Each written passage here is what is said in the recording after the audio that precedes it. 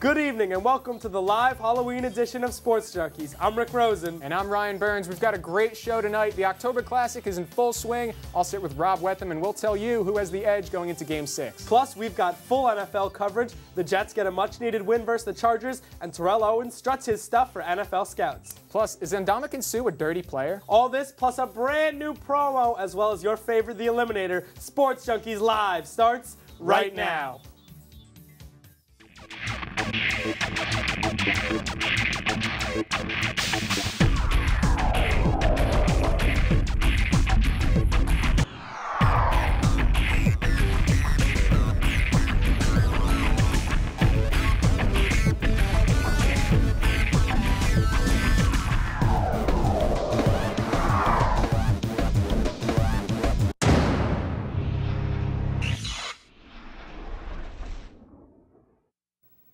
Good evening. Once again, this is Sports Junkies Live, broadcasting from Studio B in Hobart. Ryan, how's it feel to be on live TV? Pretty good, obviously. We got a lot to cover, the World Series, the NFL, so let's get right to it. Let's dive head first right into this sports fiesta. The World Series is in full swing. Cardinals and Rangers, let's get right to it. C.J. Wilson taking the mound in Game 5 for Texas. He would get in trouble early. Here's Yadier Molina down the left side. Dave Murphy's going to mishandle this ball, and 2 runs are going to come in. And just like that, the Cardinals are up 2-0 on the road. But the defense would come up big for the Rangers as the game went on. Bail out C.J. Wilson. Here's Nick Punto's going to loft this into left field. But Murphy's there for his retribution catch. And the lead stays at 2-0. Wilson finished with a pretty solid game. And here come the Texas bats. Mitch Moreland gets some. Up to the upper deck.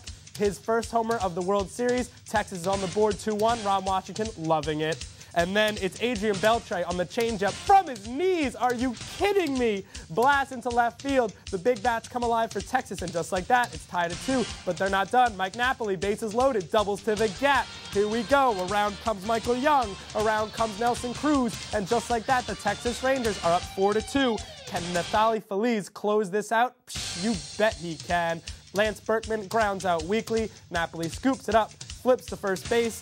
The Rangers take the win, 3-2 lead in the series. They're 1 game away from clinching their title in St. Louis tomorrow night. Let's go to Ryan and Rob with full analysis. Take it away. I'm here with Rob Wetham. Now, Rob, obviously this has been a really good World Series so far. Texas leads 3-2. A lot of big storylines. Obviously, Albert Pujols getting 3 home runs in Game 3. You have that gem from Derek Holland in Game 4, 8 1/3 shutout innings. Now, talk about the biggest thing about this World Series so far. Well, so far, I mean, the most important thing is that we've had a great World Series. I mean, It's been very entertaining. It's been a lot of fun to watch. It's basically just been entertaining baseball. Big key last night in that was Game 5.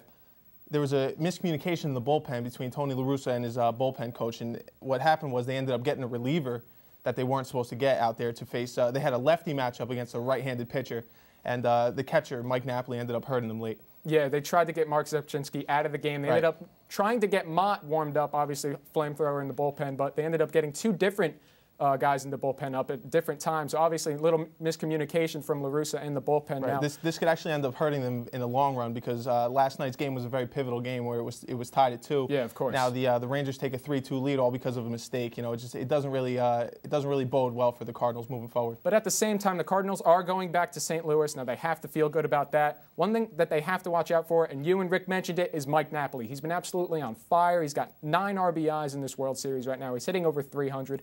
How good has he been? I mean, obviously, especially late in the game. Well, see, that's the thing. The young catcher for the Rangers, he's come through in the clutch. Yeah. He got the big 2-out double last night. Off of Zepchinski.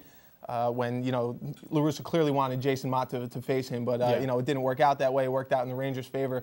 He's been so far right now. He's the World Series MVP.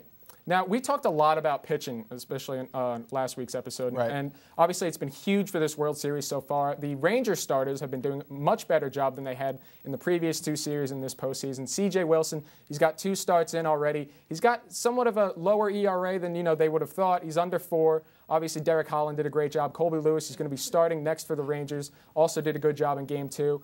What do you think the biggest matchup is in Game 6, where we have Colby Lewis and Jaime Garcia? The biggest matchup is the last time these two guys faced off, it was both pitchers threw gems. Yeah.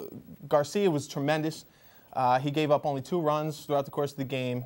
You know, he pitched very, very well. Colby Lewis, on the other hand, he tried to match him pitch for pitch. However, you know, as I was watching and really breaking it down, I saw that he really missed his location a bunch of times. Yeah, now obviously we've seen a lot of good hitting in this World Series as well. I mean, you were talking Lance Berkman. He's hitting about 389 in this World Series. Right. Albert Pujols obviously went off in Game 3, hitting 3 home runs. He had a ton of RBIs. He's been tearing it up as well.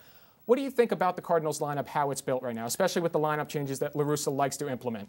Right. Well, you know, I have a couple stats here. I see that you were right. Berkman is hitting 389. He's got a 476 on base, so it means, you know, just about every other time he comes to bat, he gets on base, which is good. And that really helps Albert Pujols. Right. Well, see, here's the thing about Albert Pujols. So far, Pujols has only had 1 good game. I mean, he's 5 for 18 throughout the course of the series. He's got 3 home runs, but they were all in 1 game. 3 of his hits are home runs. So that means in 4 other games, he's gone what, 2 for 12 or something like that? I mean, you know, he's not really producing at the clip that he's supposed to be producing. David Freese, the NLCS MVP, he's holding up his end of the bargain. He's hitting about 313. He's doing a really, really good job so far. The guys who really need to step it up are Matt Holliday, Rafael Furcal, and their center fielder, John Jay. Well, obviously, I mean, both teams would want certain guys to step it up, but we'll see what happens in Game 6. Obviously, tomorrow night is going to be a big game. Cardinals looking to stay alive in St. Louis. Obviously, the Rangers are trying to also end it in St. Louis as well, up 3-2. I still have the Cardinals in 7. Yeah, I still have the Rangers in 6. So obviously, next game will be a win for the Rangers. We're going to head it out now over to Rick. Thank you, Ryan and Rob. The New York Yankees and general manager Brian Cashman fully expect to have a new contract signed by Halloween. When Cashman's contract is completed, his first priority may be to try to convince CC Sabathia to stay with the team. Sabathia can opt out of his current deal 3 days after the World Series ends. That's it for baseball. We're going to take a quick break here on Sports Junkies. When we come back, it's NFL time. Week 7's in the books, and we've got a lot to talk about. Don't go anywhere. Sports Junkies will be right back.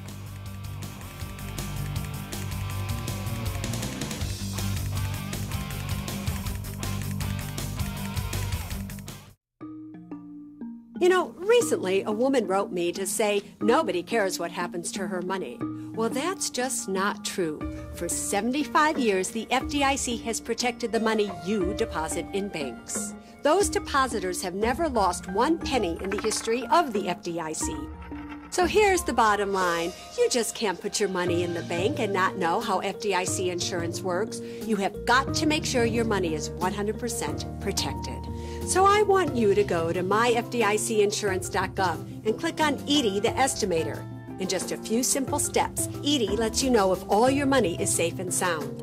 If I were you, I would want to know that. Who cares more about your money than you, me, and the FDIC? Susie's right. Visit myfdicinsurance.gov and use Edie the Estimator, because the more you know, the safer your money.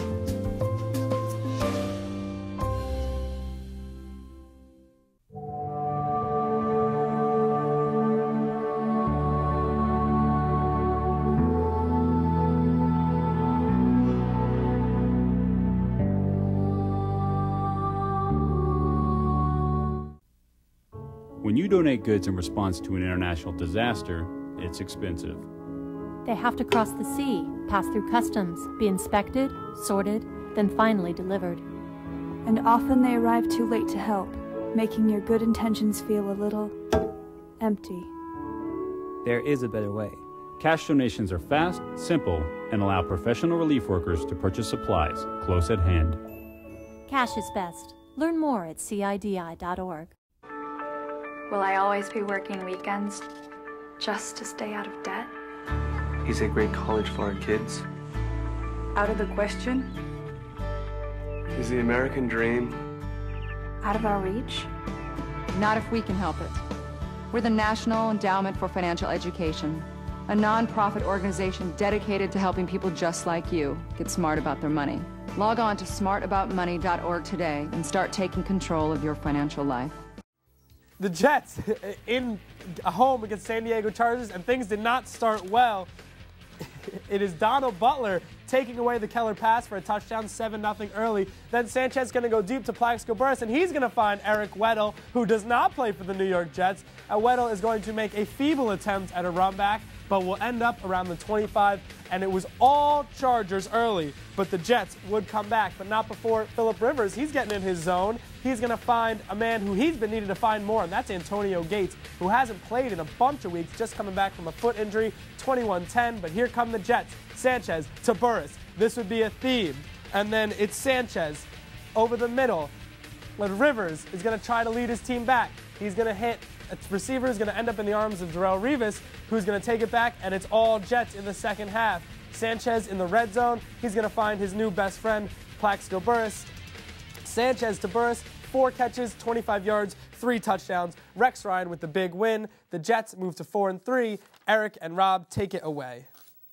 Thank you very much, Rick. I'm Eric Dolan, joined here with Mark Spivak.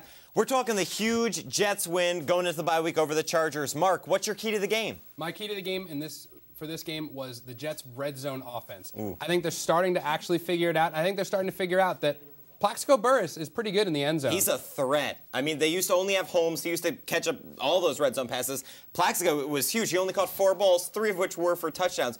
My key to the game is the Jets' defense in the second half. They weren't too hot in the first half. They couldn't stop Rivers. But in the second half, he was 8 for 20 for 2 picks. The Jets are a second-half team, and that's how they're making themselves known. They falter in the first half, and they come back in the second half. It's where they got the Cardiac Jets name from. But Plaxico Burress has really looked excellent. I think they've really started to figure it out. They're not used to having a tall target in the red zone. Last year they had Braylon Edwards. He's mostly just one-dimensional, where he's running down the sideline. They're starting to figure out that they have a large target that they can throw to any time in the end zone. Oh, yeah. See, now, you said any time in the end zone. If they could utilize him as they're going down the field, that'll just bring them to the red zone that much quicker. Burress is such a necessary target, but we haven't seen them much this year, so it'd be good to get them working into the normal offense. Now, Sean Green, huge game, 112 yards. It looks like the Jets are getting back to that ground and pound, which Rex Ryan had wanted so badly. Have the Jets turned the corner? Not yet. You can't call the Jets a ground and pound team yet. This is Sean Green's first 100-yard game of the year, first 100-yard rushing game of the year for a Jets running back. They're not a ground and pound team yet. If they continue on this trend and they have a few games where they start going at it, they start running the ball more, then you can start giving them that credit. Rex Ryan has apologized in the media and saying, I'm sorry, we came into the season wanting to air it out. It was our mistake. Him and Schottenheimer met, and they're going to go back to the old Jets, the successful Jets that were good at running the ball. Oh, yeah. See, now I'm going to say I think the corner's been turned. This is exactly what we want to see. Past 2 games, Green has 186 rushing yards. That's huge. I think that we're finally starting to see the Jets of last year. Now they have a bye week. Green looks so explosive. But I think the player of the game, Darrelle Revis, he had 1 huge pick off Vincent Jackson's hands. It seems like last year he wasn't all that there. People were avoiding him. They're starting to throw to him this year, and I think that's going to change the way that people look at him. The 1 interception that he had in the game, they were actually in a zone defense. So it's not that they were attacking him on that play. He happened to be in the right place at the right time. But yes, this year it seems that the quarterbacks are not as afraid of attacking him. I don't know whether that's because he didn't get any interceptions last year, for the reason being they didn't throw to him. He's starting to pick up his interception totals, and he is showing why he is the best cornerback in the league. All right, now let's look down the road. I think that the seasons can be made or break for both of these teams in the next 4 games. You have the Jets going up against the Bills, the Patriots, the Broncos, which should be a gimme, and then the Bills again. If the Jets want to make are the Jets going to make the playoffs? The Jets are a big question mark in the playoffs for me because they're not going to catch the Patriots. The Patriots are going to win the division again. And the Jets are battling the Bills. Those 2 games, home and away, against the Bills coming up in the season are huge. Oh, yeah. But the Jets' ceiling for the season is a wild card berth. But that's not even guaranteed because there are so many teams in the rest of the AFC that are 4-2, 4-3, that are in the same league that they are right now. Yeah, I mean, in the same division. I think these 2 Bills games, if they lose both these games, the Jets are not making the playoffs because they're not going to catch up to the Bills. It's not going to happen. Now we go to the Chargers. Again, these next 4 games, they're playing at the Chiefs, which is tough in Arrowhead. Chiefs have won 3 straight. Then Packers, Raiders, and Bears. Do the Chargers make the playoffs? Chargers make the playoffs. Really? They do make the playoffs. They have a really, really, really tough schedule ahead of them. I absolutely say that, but I think that they can win the games. They are a talented football team. All right. Well, thank you very much, Mark. I'm going to toss it over now to Danielle. Free agent wide receiver Terrell Owens held his own workout in Calabasas, California today to see if he can possibly help a team out this season. Unfortunately, no teams attended the workout, but Owens still feels confident that he did enough to generate some buzz and is still believing that there are some teams out there that are possibly interested. After the workout, Owens said, quote, "I felt very comfortable out there. I probably feel better than I did before when I got hurt," end quote. The 6-time Pro Bowler had 72 receptions for 983 yards and 9 touchdowns last season with the Cincinnati Bengals when Carson Palmer was his quarterback. Owens said he hopes to sign with a contender, but if only non-contenders are interested, he will not give up. Over to Ryan. Thank you, Danielle. Coming up next here on Sports Junkies, we have the Lions and Falcons drama. What has Matt Ryan so fired up? Plus, we'll update you on the NBA season and whether or not we'll have one this year. That's coming up next here live on WPTV 6 Sports Junkies. Don't go.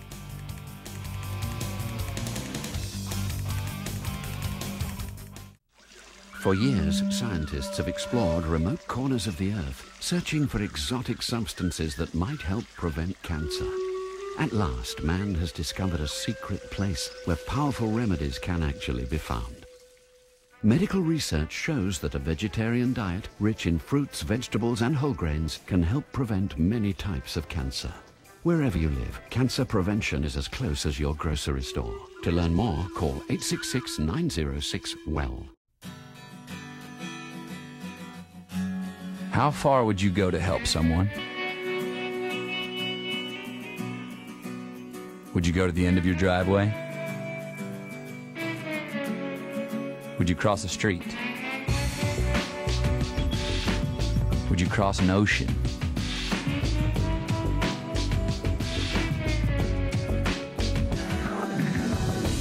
To a place 6,000 miles from home? And how long would you go? Would you go for a week? A month? A year?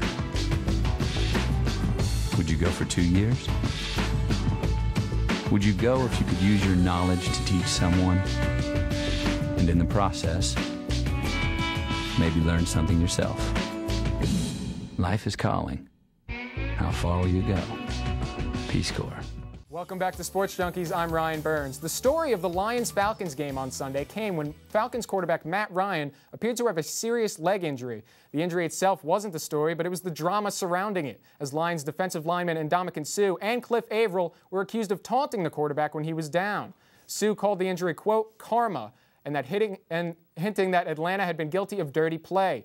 Falcons All-Pro wideout Roddy White didn't take kindly to Suh's actions during the game, saying, quote, "I lost a whole lot of respect for Suh today, and also Averill. The expletive they were doing when Matt got hurt, that was unacceptable," end quote. Ryan's MRI Monday shows that it did not reveal any damage to his knee or ankle. With the bye week this week, Coach Mike Smith says Ryan isn't going to miss any time. Now over to Rick and Mark for more on this. Thank you, Ryan. Now, the Lions are quickly becoming the most controversial team in the NFL, Mark Spivak. Last week with Handshake Gate, and this week it's Taunt Gate. What happened here? The Lions are clearly going from years of talent. I think they're going through the Bill Belichick cycle over the span of 3 games. Success, and then just no respect for anyone else. Yeah, they're into that. We've been losing for 10 years. Now we're going to start taking names. They have one of the best front fours in all of football, and I think they're letting teams know about it. And personally, I don't know about you, I don't think there's anything wrong with that. I am going to disagree. I think that while in the trenches there is a lot of physicality, things are going to happen, but with the speaking out, saying it's karma that Matt Ryan got hurt, that is absurd to me. Karma, he hit his own lineman. This is after a full game of Ndamukong Suh and Cliff Averill absolutely torturing Matt Ryan and his offensive line. The NFL, the Detroit Lions are one of the most physical front four in football, and then he gets hurt hitting his own guy. If that's not made for taunting, I don't know what taunting is.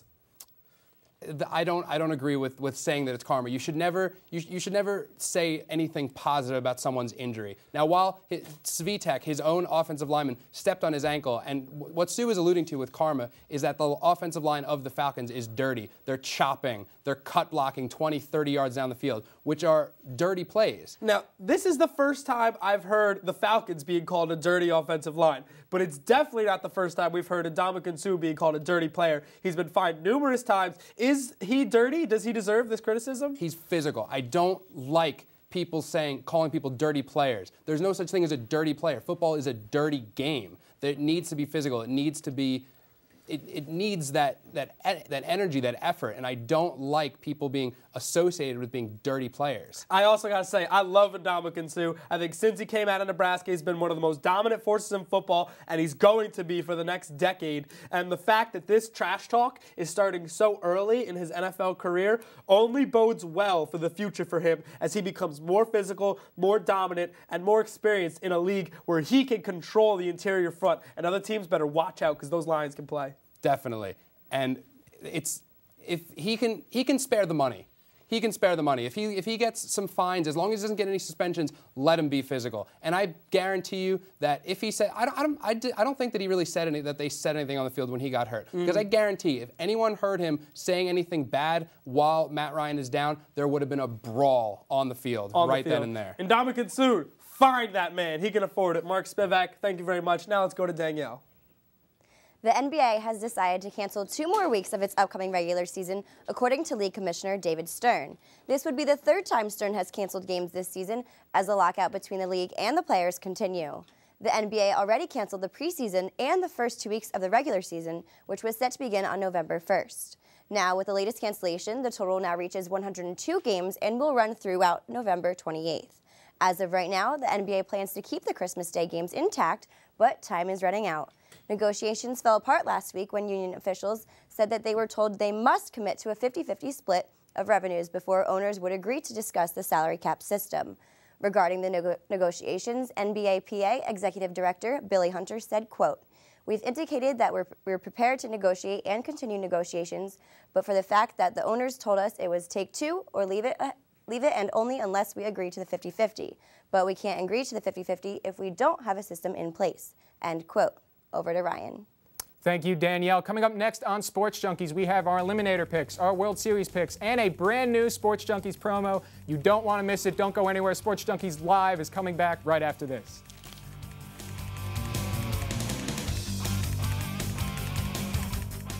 American Hero. I want to help people. I want to make a difference. I want to get things done. Could I be a hero? She had to apply.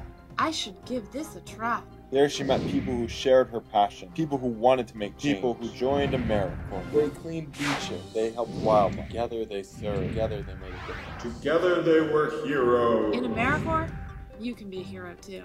Join AmeriCorps.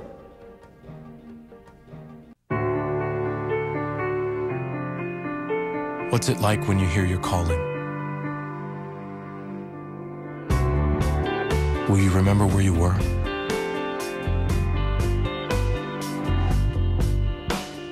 Will you ignore it? Or will you listen?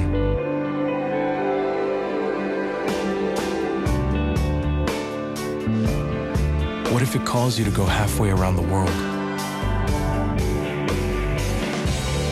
To share your skills? To serve people you've never met? To do things you never thought you could.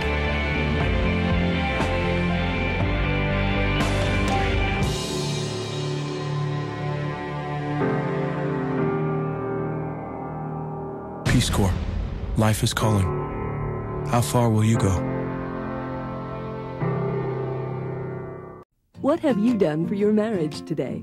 I gave my wife a hug this morning. I told her I love her. Instead of sitting on the couch, I hope to clean up. I cooked my husband's favorite breakfast. I sent my husband a love email. What have I done for my marriage today? It's a good question. I gave her a call and say thinking of her and the kids. I did her hair this morning. I think it looks pretty good. We're going to the museums as a family. What have I done for my marriage today? I made my wife coffee and breakfast this morning. It's going to be her birthday next week, so I've been spending time today making arrangements to make that extra special. Oh, we're spending the day together? I bought her an orchid. Hassan was able to let me sleep in by taking care of him in the morning. I read the newspaper to my wife, and it cracked her up. She's still laughing. What have you done for your marriage today? Small changes can make a world of difference. Get started at foryourmarriage.org, a message from the Catholic Church. Welcome back to Sports Junkies. Once again, I'm Rick Rosen, joined by Ryan Burns. Ryan, it's been a great show, but it's about that time to wrap it up. It is about that time, but we have something to look at first, don't we? We have a very special thing to look at. The new Sports Junkies promo is ready to be debuted for your viewing pleasure. Get your popcorn ready. Here it is. Enjoy, folks.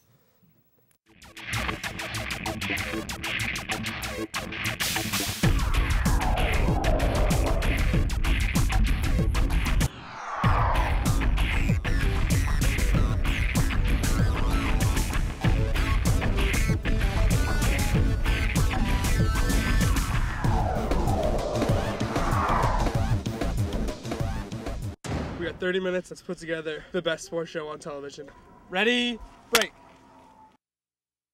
Thank everybody for being there on Friday. Our producer Andrew Adams and DJ Montroni for concocting such an evil plot to get us out on the field on Friday afternoon. It was a beautiful day, beautiful set, and we all look beautiful. Just so you know, you were offsides when you burned me in the corner of the end zone. Just to let you know. No such thing. I'm the referee. I'm the head coach. I am the game. Yeah, now, let's move on to everyone's favorite segment. It is, you want to start now? Hey-oh! It's a limiter time. Let's throw it around. So who you got? Let's go. Houston over the Jaguars. Jacksonville's just a really bad team. Oh, and Rangers in 7. Carolina over Minnesota. The Vikings have shown little improvement with the loss of McNabb. New Orleans over St. Louis. If 62-7 wasn't a statement, I don't know what is. Rangers in 6. Can't stop Mike Napoli. All right, for football, I got my San Francisco 49ers over the Cleveland Browns. Go Niners. And Cardinals in 7.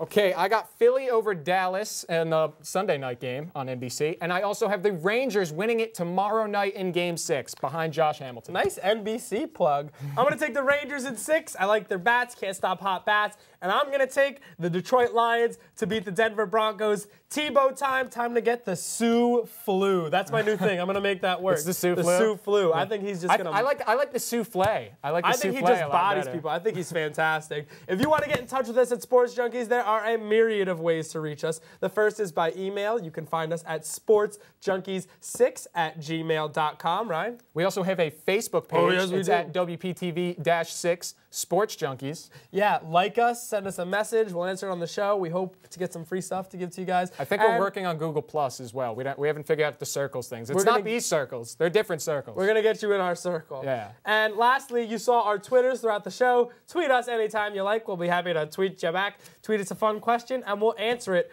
right here on Sports Junkies because we're just such nice people. Yeah, absolutely. I mean, we just did a live show. We're helping out, getting communicated with people. Yeah, the best part is a live show is we're about to all get out in time for Glee. Isn't that great? That's it. For everyone here in Studio B, Danielle Meade, Eric Dolan, Rob Wetham, Mark Spivak, I'm Rick Rosen. I'm Ryan Burns. Have a great week. This is Sports Junkies. We'll see you next week. Hit.